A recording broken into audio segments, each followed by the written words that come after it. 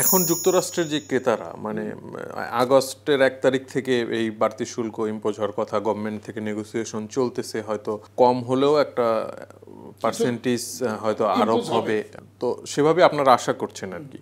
তো মানে এখন আসলে বায়ারদের দৃষ্টিভঙ্গিটা কি, বা এই ব্যাপারে তাদের বক্তব্যটা কি, বা অর্ডার স্থগিত হচ্ছে কিনা এই বাড়তি শুল্কের কারণে বা আশঙ্কায়, কি দেখছেন? এই জুলাই মাসের রপ্তানি কিন্তু কমে যাবে, মানে একেবারে ড্রাস্টিক্যালি কমে যাবে। কারণ হচ্ছে এখন যে রপ্তানিটা যাবে এটা কিন্তু অগাস্টে গিয়ে পৌঁছবে ওখানে, তখন কিন্তু এই বর্ধিত যে ট্যারিফটা এটা কিন্তু ইম্পোজ হবে।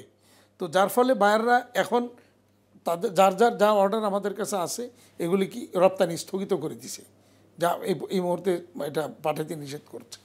তো এখন স্থগিত হচ্ছে কারণ হচ্ছে যে আলটিমেটলি নিয়ে বায়াররা এটা নিয়ে আবার কোনটার নিয়ে পড়ে, যার কারণে তারা পরিস্থিতি বুঝে অগাস্টের 1 তারিখের পরে সিদ্ধান্ত নেবে। আমাদের তো একটা প্ল্যানিং আছে, যেগুলি শিপমেন্ট যাবে, গেলে আমরা ব্যাংকে ডকুমেন্টস দিব, টাকা পাবো, স্যালারি দিব, বা আমার এটার এগেনস্টে আবার ব্যাক টু ব্যাক লাইবিলিটিস আছে, সেই লাইবিলিটিস আমার পরিশোধ করতে হবে।